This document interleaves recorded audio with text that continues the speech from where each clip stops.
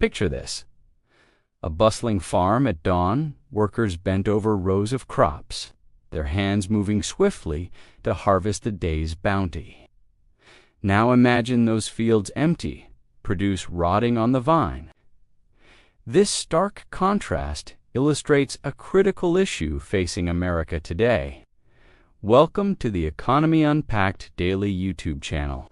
From Wall Street to your street, we share the world of money in a clear way. Today, we're diving into one of the most contentious topics in the U.S. economy: undocumented immigration labor, making it a powder keg in political debates and dinner table discussions alike. On one side, we have those who see undocumented workers as a threat to American jobs and a drain on public resources. On the other, supporters argue these workers are the unsung heroes of our economy, keeping vital industries afloat and prices low for consumers. The reality, as always, is far more complex than either side might admit. Let's start by looking at the industries that rely heavily on undocumented labor. Agriculture is perhaps the most obvious example. Walk onto any large farm in California or Florida, and you'll likely find a significant portion of the workforce is undocumented. The construction industry also leans heavily on undocumented workers. From framing houses to pouring concrete for skyscrapers, these laborers fill roles that are physically demanding and often shunned by domestic workers. Their presence helps keep construction costs down and projects on schedule. And let's not forget the hospitality sector.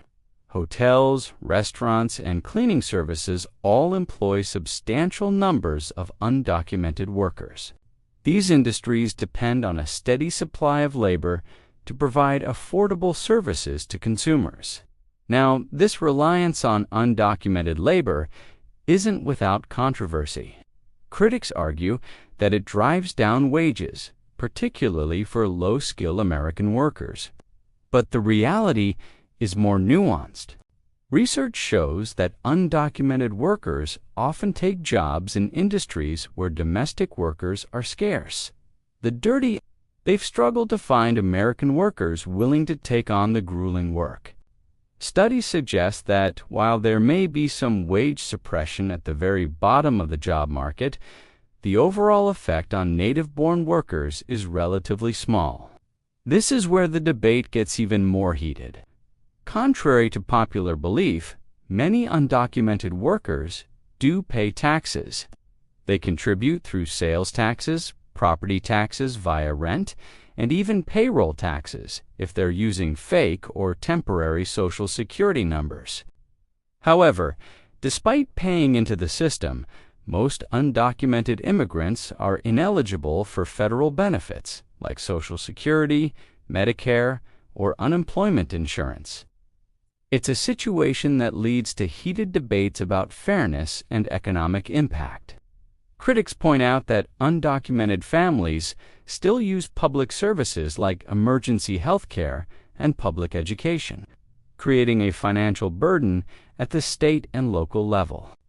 The central question becomes, are undocumented immigrants net contributors to the economy or a net cost?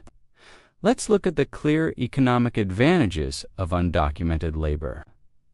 By keeping labor costs lower, industries like agriculture and food service can maintain affordable prices for consumers. Without these workers, the cost of your fruits and vegetables or your favorite restaurant meal would likely skyrocket. They provide flexibility and reliability in markets that demand consistent labor. In sectors like construction and farming, they help keep production levels high, supporting business growth and overall economic stability. But we can't ignore the costs and concerns. Local schools, hospitals, and housing systems often bear the brunt of supporting undocumented families, especially in communities with large immigrant populations.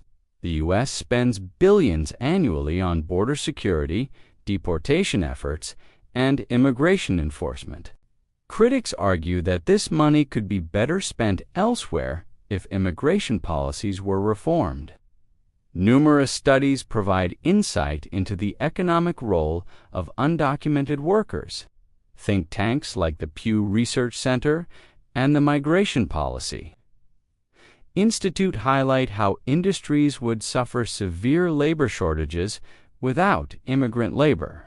Universities such as Harvard and MIT have published reports showing that the overall effect on wages is limited, while the benefits to industries like agriculture are substantial. Workers and the challenges of providing public services. These examples show the nuanced reality. Immigrant labor can drive economic growth, but also create localized burdens. Some argue for stricter enforcement, stronger border control, and increased deportations to protect jobs and reduce costs on public services. Others advocate for pathways to legalization, arguing that integrating undocumented workers into the legal workforce would increase tax revenues, stabilize industries, and reduce exploitation. We also can't ignore the potential impact of automation and technology. In the long term, industries like agriculture and manufacturing may reduce their reliance on undocumented labor as robots and machines take over more tasks. However, in the near future, immigrant labor remains essential for sectors where machines cannot fully replace human workers. In conclusion, the economic impact of undocumented labor in the U.S.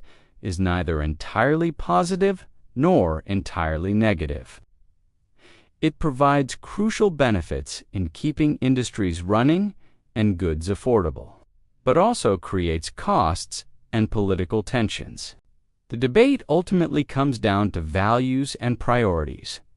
Should the U.S. focus on stricter enforcement, or should it find a way to integrate undocumented workers into the economy more formally? We want to hear from you. Share your thoughts in the comments below. How do you think the U.S. should address this complex issue? And don't forget to subscribe for more videos unpacking the most pressing economic issues of our time. Until next time, this is Economy Unpacked Daily, bringing the world of money to your doorstep.